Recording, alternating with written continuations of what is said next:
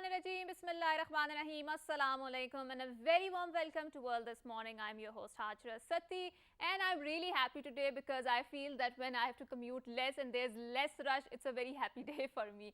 So I really wanted to share one news with you, especially about the Twitter, because the company in itself is on the news for a very long time because of the acquisitions, and Elon Musk was not interested in the acquisition, and then finally he had bought the company. So he had introduced this blue tick button, and anyone can get that blue tick button just for the $8. And this has sparked a massive debate on the social media that people have to even make their ends meet to pay their electricity or the gas bill. So why would they pay something on the blue tick button? But then again, a lot of people are saying that it was a good tool to combat the disinformation, the misinformation, because blue tick mark that, you know, the users are authentic and the person is authentic. But now if anyone can buy that, that filter has been vanished.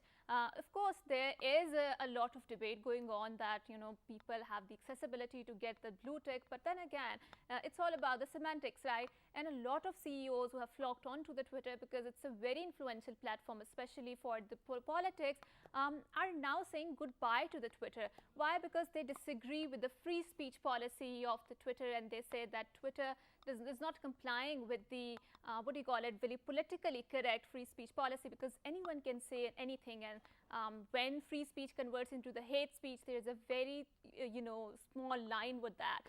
So that is why people are debating that, you know, the policies need to be rethink. But then again, I do feel that the diversity in the debate is being squashed. Why? Because people do not know really that how, if you're not being politically correct, but you have an opinion, so can you post that opinion? I mean, yes, it's a long debate. We'll have it some other day. But now talking about some very important political development, that is about our Prime Minister Shehbaz Sharif has went to Beijing, and after the successful completion of the 20th CPC, and the Secretary General has been elected again, Xi Jinping has been elected again the General Secretary of the 20th, after the 20th completion of the CPC. It was the first official state visit of the Shehbaz Sharif, and he was the first the head of the state who has been invited. So that is a moment for pride for us. So Pakistan and China joint statement issued. Two sides also condemned the terrorism in all its forms and manifestations, and expressed opposition to the politicization of the issue of counter-terrorism. Well, I think counter-terrorism is an area that offers a broader cooperation to the entire world out there, and two sides agreed to further increase the frequency of direct flights, including between Islamabad and Beijing, especially from the economics point of view. The increased flights, the frequency of the increased flights means that yes, your economic and trade activity is increasing, and that is what is Pakistan's official political doctrine today, shifting from geopolitics to the geoeconomics, and this is manifestation of that. The two sides reiterated that a peaceful and a prosperous South Asia is in the common interest of all parties, of course. Chinese side reiterated that the Kashmir issue is a dispute left from the history that should be properly and peacefully be resolved based on the UN Charter. On Afghanistan, the two sides agreed that a peaceful, prosperous and interconnected and stable Afghanistan is a fundamental regional prosperity. So guess what? Pakistan is having the CPEC thing, which is the manifestation of the Belt and Road Initiative, and China wants to connect all the regional parties to that. And Afghanistan is, of course, an important part of the South Asian region, and Pakistan wants to connect with Afghanistan and want to have a trade and economic activity there and move beyond the very narrow counter-terrorism centric lens. So that is why Pakistan, it is in the interest of the Pakistan, China and everyone that Afghanistan should be peaceful, Afghanistan should be stabilized, and Afghanistan should move to beyond the counter-terrorism towards the economic prosperity. And joining and linking it with the CPEC is the beautiful manifestation of that. So the two sides also underscored the need for the international community to provide continued assistance and support to Afghanistan, including through unfreezing of Afghanistan's overseas financial assets. I mean, in the time of the global inflation, where the economies are going down across the world, of course, it's very important that a poor and a resource-deprived country like Afghanistan should also be given that sort of initiative, their unfreezing of the assets, because they need the money right now, because there's so much poverty out there. They need to be stabilized, and that is very much important that Pakistan and China are focusing on unfreezing their accounts there. The two sides also recognize climate change as an existential threat and undertook to make concrete and concerted efforts to mitigate and adapt to the adverse impacts of climate change. Of course, climate change offers another common or unifying theme where entire humanity can come together and cooperate together, because you know what, climate change is something that is not has adversely affected Pakistan or South Asian region, but the entire world. So guess what, Europe and in the Americas, the temperatures are spiking as high as to 50 degrees centigrade and spiking below 0 degrees centigrade, and this is an abnormality in the weather patterns, and it is affecting the human life, it is affecting the environment, it is affecting people on so many levels. So we need to have broader cooperation on that. And of course, Pakistani side had floods, and those floods were so severe in their intensity that we've seen that the 1/3 of the country was submerged into that. And we can see that how Chinese government has also assured us that they're going to donate 500 million yuan to Pakistan and make sure that Pakistan's rehabilitation and flood affected victims are also helped in that way. So it's not just the China that is cooperating and making sure that Pakistan get assistance to the flood affected victims, but also Pakistan, there are also overseas Pakistani diaspora, especially in the influential capitals of the West, especially in the US and New York, that are gathering momentum so that there is more activity on the flood donations, and they have also gathered a lot of aid so that the Pakistani people who are in the distress because of these floodings are made sure that they are looked after. So I'm really glad that we have two gentlemen in the studios, and they are wearing their uniforms out there, making us so much proud that Pakistanis have representation in the New York also. So I'm really glad that I really wanted to introduce my guests. They are from the New York Police Department, and I'm glad that we have been joined by Adil Rana Saab, who is Deputy Inspector of New York Police Department. And guess what? He's the first Pakistani American to reach that rank of the Deputy Inspector. Assalamu alaikum, and thank you so much for coming to our show. Assalamu alaikum, and thank you for having us. Wonderful. Joining Adil Rana Sahab, we have Zagam Abbas Saab, who is a Lieutenant and Platoon Commander, New York Police Department. Assalamu alaikum, and thank you so much for coming to our show. Thank you for having us. It's an honor. Wonderful. So starting with you, Adil Rana Sahab, I really want you to please tell us what sort of flood relief activities have you worked on. And I'm really sorry that I have to cut you short, but we have to go on a short break, and after that we'll come back and continue our subject.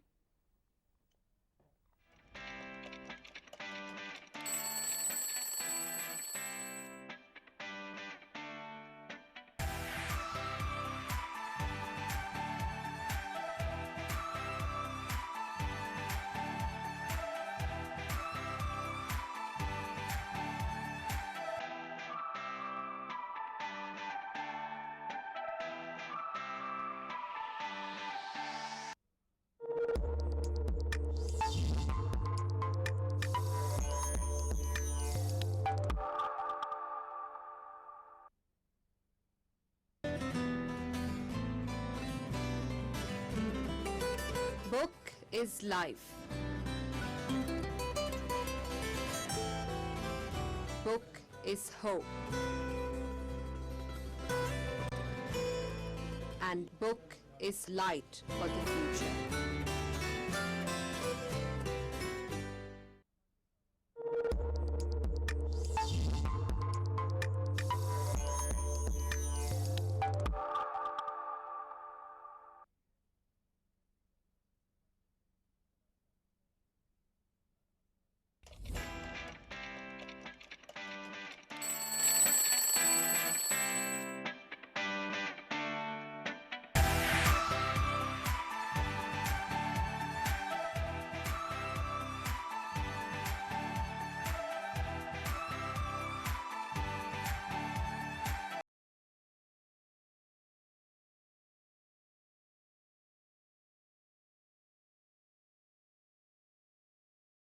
Technical mistakes, and we have to look after that. So continuing our conversation, so Adil Rana Sahab, I really wanted to ask you about the flood related activities and how the New York community, especially the Pakistani diaspora, has converged around this cause. Unfortunately, Pakistan was hit with devastating floods. And I'm proud to say that all Pakistani Americans that are living in New York City especially came together, and they actually fell for their brothers and sisters back home. And, we took the initiative. We got a majority of our community organizations together that, comes from grassroots communities. We have doctors, we have other entrepreneurs and business leaders that came together, and we said, look, we need to do something, and we need to do something fast. So we were able to also get the NYPD involved. NYPD was very supportive. We did the same initiative when the Afghan refugees issues were happening in America, and the NYPD was in the forefront, making sure that we bring resources to these individuals. Same thing here. We went there, we said, look, Pakistan needs help, and we have a lot of Pakistani community here that wants to get involved, and they opened up their doors. They gave us a warehouse, they gave us transportation, they gave us personnel, and we were able to go to different various mosques and community organizations and pretty much collect 9 containers, 40-foot containers full of items, medical supplies, clothing, and then of course monetary donations also were able to collect because of all the assistance.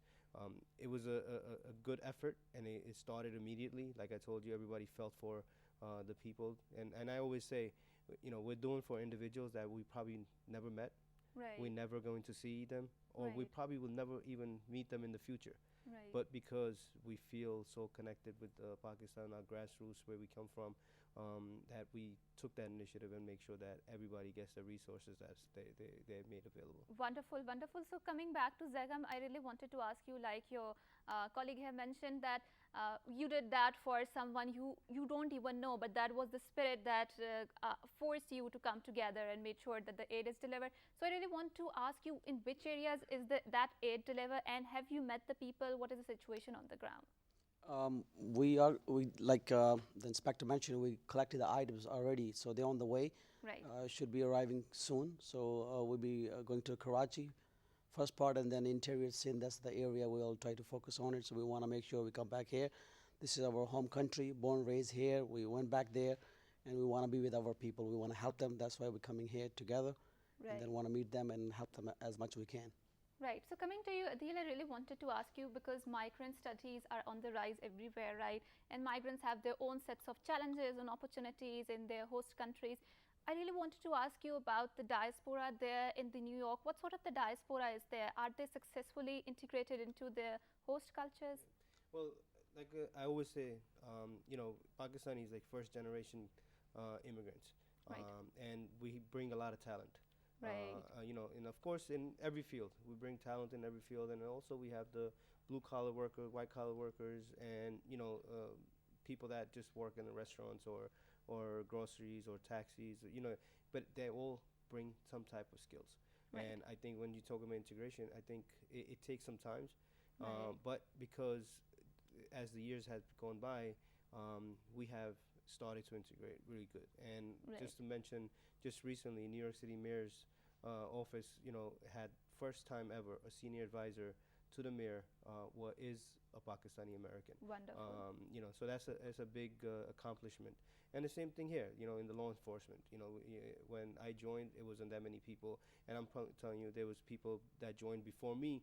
When they see me, they say, "Look, when you guys joined, we hardly saw a brown person, or meaning Pakistani, Right. So now it's going to a point that every police station you go to, you'll meet at least 1 or 2 people that are Pakistani or that are South Asian descent. So we are integrating, and we're getting into the mainstream. We are getting into the jobs or fields that we need to, so we can represent positively.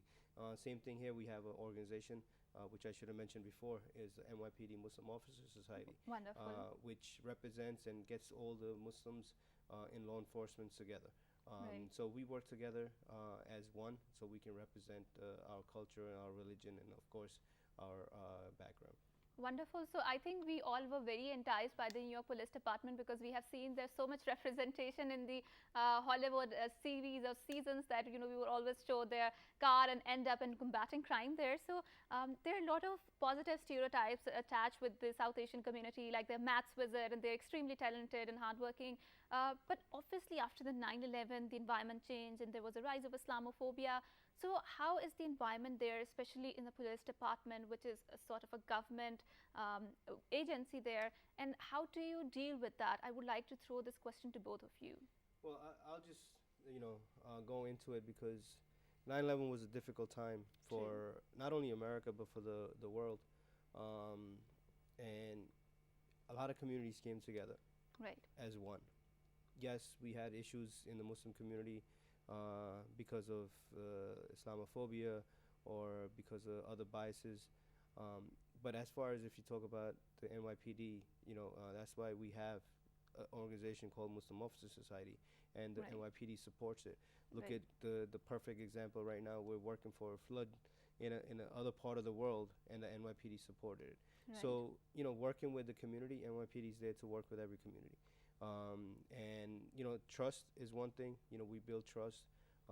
We make sure that everyone is represented the way they're supposed to be represented. Everyone has the same resources that they need to, that they're entitled to. So as far as dealing with that as a community, I can tell you it was a difficult time because as a community because there were so many uncertainties.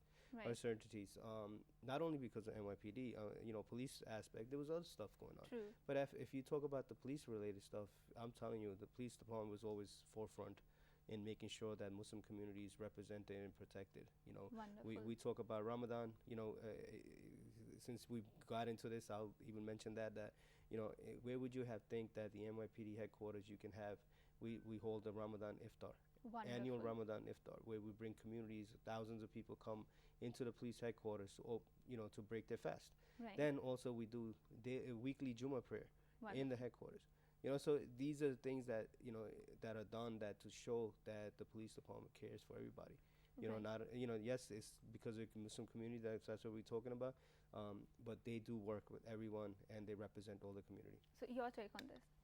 Same thing, pretty much. He explained it. I went down, move after 9/11. Right. So there's small things, of course, in community. Things happen. But it's a good police department. It's the greatest police department.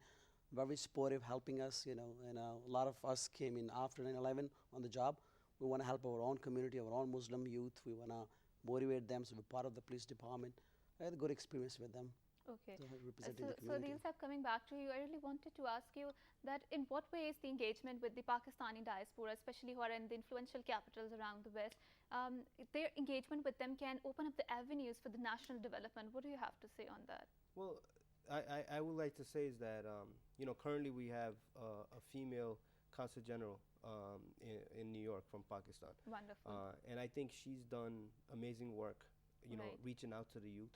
Right. She's done amazing work to reaching out to our women, our leaders in the community that she's tapping into all different avenues to make sure we highlight the talent that we have and that the resources those people have to offer to not only the Pakistani Americans but also to Pakistan. So when you talk about that, we can do a lot of innovative work where we can get the community organizations involved, these talented individuals involved, and do some type of exchange programs. Maybe we can't bring everybody back, or we can't bring from people from here to there, but at least we can bring the talent. At least we can educate. How they say, teach the teacher. We can teach someone here. We can educate them, guide them how to be successful. Other people have done it. I think we can do it also. Right.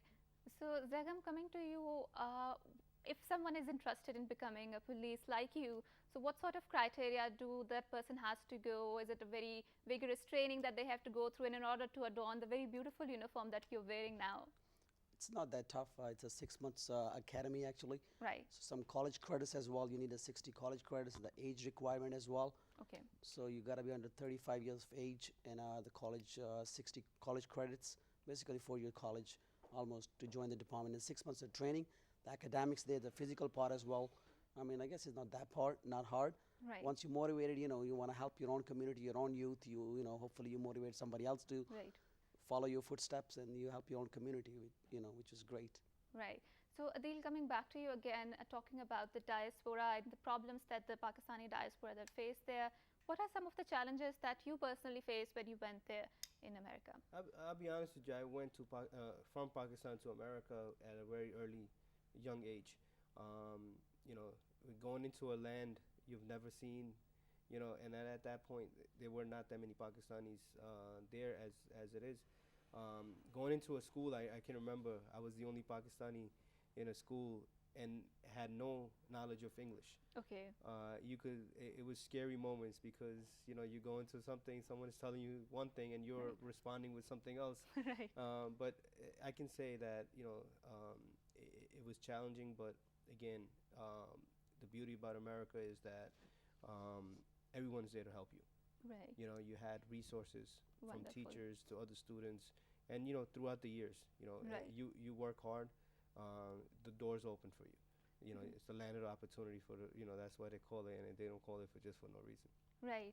So, Zegam, I wanted to ask you that, so if Pakistani is interested in joining the NYPD department, is there any specific criteria, like you have to be, of course, the national of the America? So, and how do you deal with the racism which is so pertinent there in the Western societies? Did you feel that there is a racism there in the police department? Not really. I mean, small things do exist, in the normal society we live in. To join the police department, there's a process. You take the exam, so it's an equal opportunity. Of course, you have to be a citizen. Not necessarily need to be born there, but as natural citizen like I was, I moved to the United States in 2004. I was in medical school here in Lahore, born and raised in Lahore. Then I moved there, and then I find the opportunity is a great department. And all the benefits, pay scale, and everything else was great, and I was able to join it. I become citizen, and then I took the police exam, then I was able to join. And even though I born and raised in Pakistan, I still able to join the police department. So there Right. is an opportunity for youngcomers to join Right, it. right. Adil, one last question before we wrap up the segment. So, we have seen these epithets, like especially in the migrant studies, like the host countries and the receiver countries. But when you come to our own South Asian culture, you would find at the emotional connection, the epithets like mehman and mezban, and a lot of South Asian communities connect at this level so emotionally. So how is Pakistani diaspora there? Are they supportive of the new young people who are coming from our country and going there to live there? How supportive are they of the newcomers there? I think they're very supportive. I think Right. that's what we've been pushing. I've personally been pushing that. Right. And I think there's a lot of organizations that Right. welcome the newcomers. They guide them, Right. give them their resources, Right. that opportunities that are available. Same thing that we do. We're going to masjids, we're going to community centers. We let them know, look, these are the opportunities you can take. These are your rights in America. These are the way you interact with certain agencies. So this way they are already well aware before they do anything. And at the same time, that when we talk about the youth is very important. We need to make sure that we guide our youth, and that's what we're doing. Same, when we talked about NYPD interacting with the communities, I want to plug that in that, we started cricket in NYPD. I started that program in 2008, and I ran it for 12 years.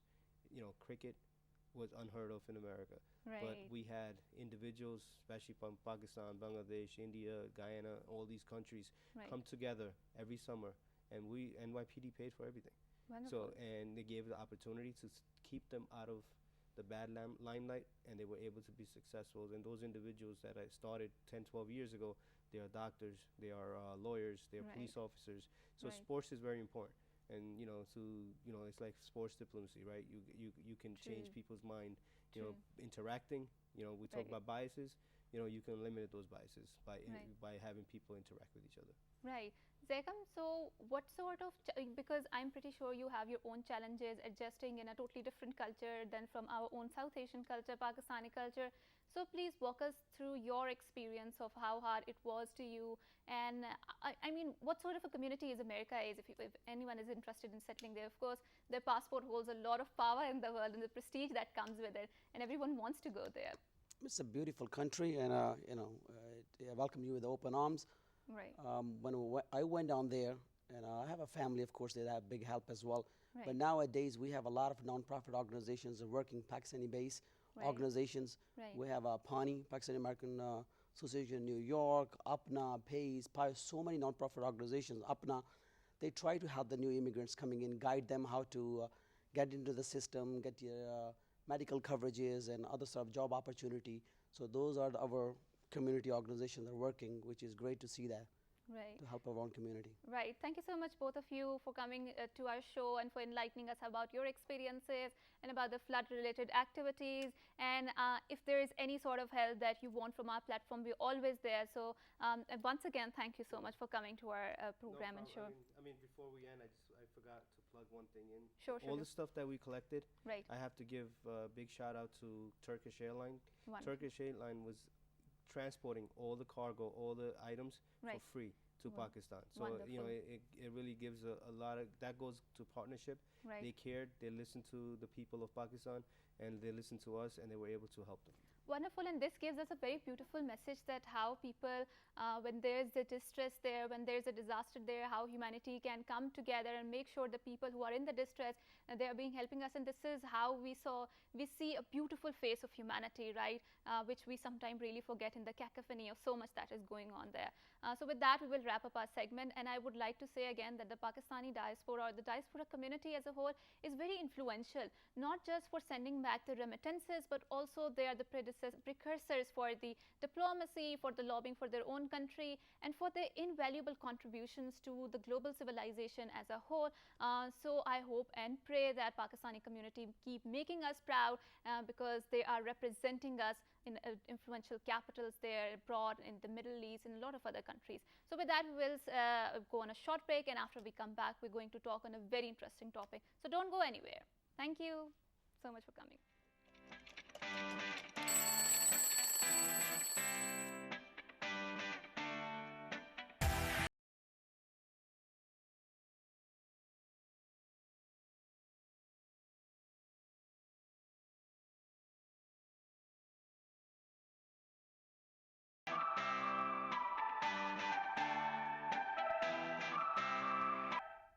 Welcome back. So we were talking about the New York Police Department and how Pakistanis are contributing, especially the overseas and diaspora Pakistanis are contributing towards the national development.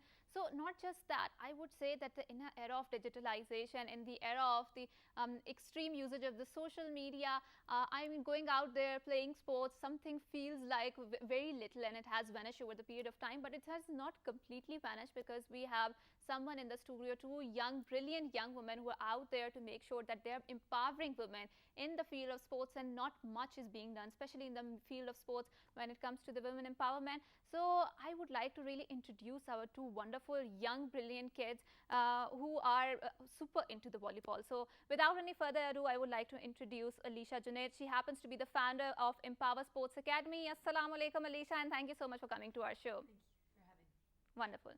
Joining Alisha, we have Azra Farooq, who also happens to be the co-founder of the Empower Sports Academy. Assalamu alaikum, Azra, and thank you so much for coming to our show. Thank you for having me. Wonderful. So you guys are also from the America, right? And I would really want to ask you, especially Alisha, you, because I do feel in Pakistan's curricular academies or in the academia, there's a strong emphasis on learning your studies and focusing enough on your studies. And sports is something that is a layered activity, and you can have it when you have enough time, but it's relegated as a secondary status, right?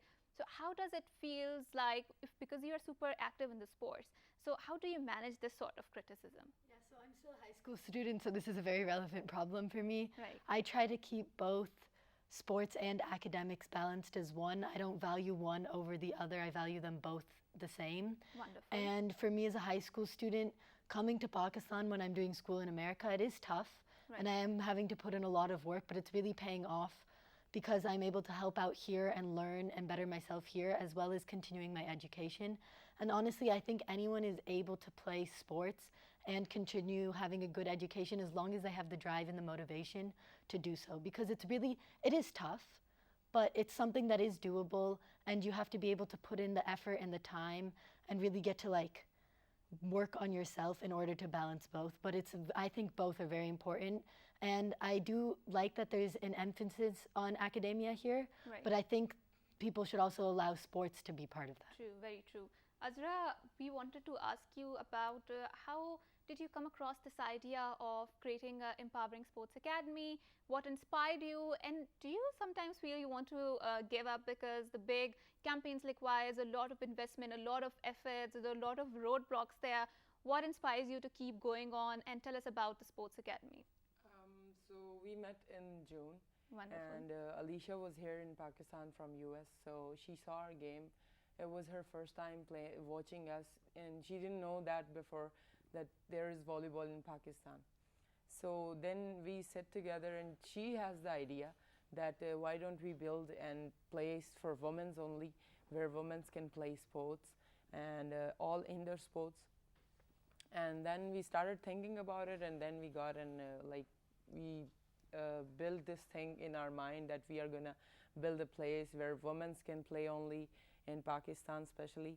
So these things like together we have like built this idea of playing volleyball. And then I went to the US with her, and then there we had a big team from like Kevin Hambly from Stanford University, and Denise from Menlo College, and Daniel from Oliver. Right. So all of these people helped us a lot from US, Right. and that's how we started thinking of Empower Sports Academy. And the whole thing kind of like snowballed into a bigger project of not just creating an academy and a complex, Right. but really being able to empower girls and starting it now before we even have facilities and stuff ready, so that we can really get girls, especially younger ones, to start playing so that sports as a whole in Pakistan can reach a higher level. Right, and when it comes to women empowerment, right? Yeah. So, Alicia, I really wanted to ask you about how do you deal with the failure, especially in terms of not winning? And I'm pretty sure you are a player and you must have came across the instances where you were not winning. And what has sports taught you about the failure? Yeah, so for me, I've never played anything as professional or rigorous as some of the game Azra has played as a person who's been on the national team for so long. Wonderful. But back home, I have dealt with losing a lot of matches and failing at maybe learning a new skill or something. And it's something that, it's an experience you learn from, but I think the most important thing about failing is realizing what you can do better, but also that you might not necessarily be where you want to at the moment, and that's okay.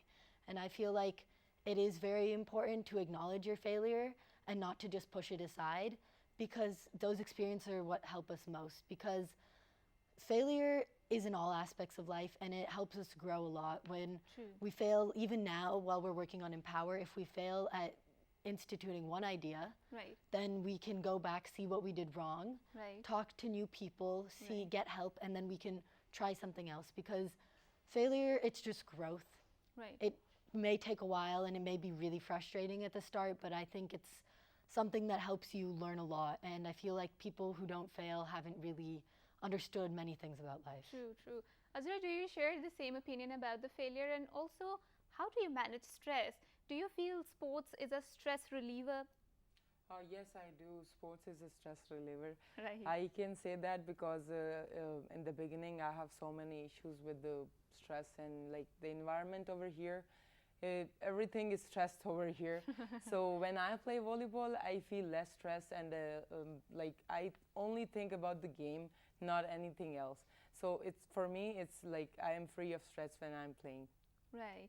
So, Alicia, coming back to you, you feel that, especially in the 21st century, where there's a lot of talk about the women empowerment and how we should have a more adequate work-life balance, do you feel women are sometimes made to feel guilty about managing the work-life balance and also having their happy time or me time or sports time? What's your opinion on I that? definitely think that women are. I'm still young, so I'm lacking a lot of life experience many others may have.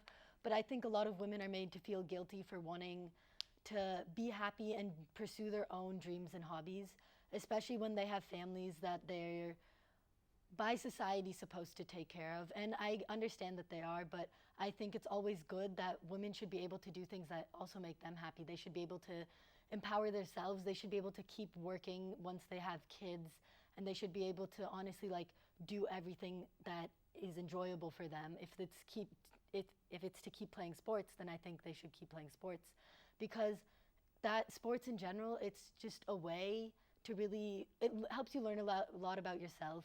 It's a game, it's fun. Even if you don't play professionally, it's still something that's very beneficial to someone's life and health. Right. Azra, do you feel that the role of the sports has a role to play in the women empowerment, or sports can empower any gender or any ethnicity or anyone who's playing the sport? Yes, in females, like most of the people don't send their like girls outside in Pakistan.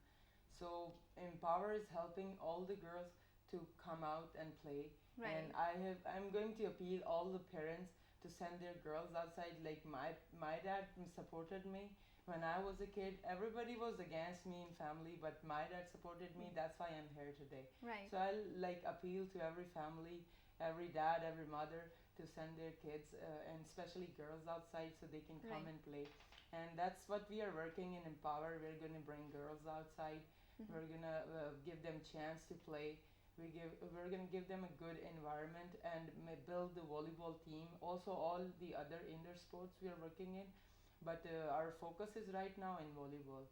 Yeah, and that's why our like long-term goal is to build a facility Right. for specifically women so that families can feel safe sending younger children there so that we can start training them because a lot of the areas here aren't really safe for women Right. and there's a lot of hardship that people have to go through in order to get proper training and we want to make a safe facility where people wouldn't have problems sending their children so Right. that we can really start getting everyone to start playing and we don't want to make just one opportunity, we want to make many opportunities for many people. Right, so Lishma, let's touch on the demographics of the Empower Sports Academy. Which exactly are the areas that you guys are appealing to? Because before this program started, she was telling me that the people from the Kashmir, people from the GB area are also coming, women especially, and participating in the sporting activity. And these are very close-knit communities there. And I mean, they might not be that much open as people are there in the urban areas, right? So let's touch the demographic part of it.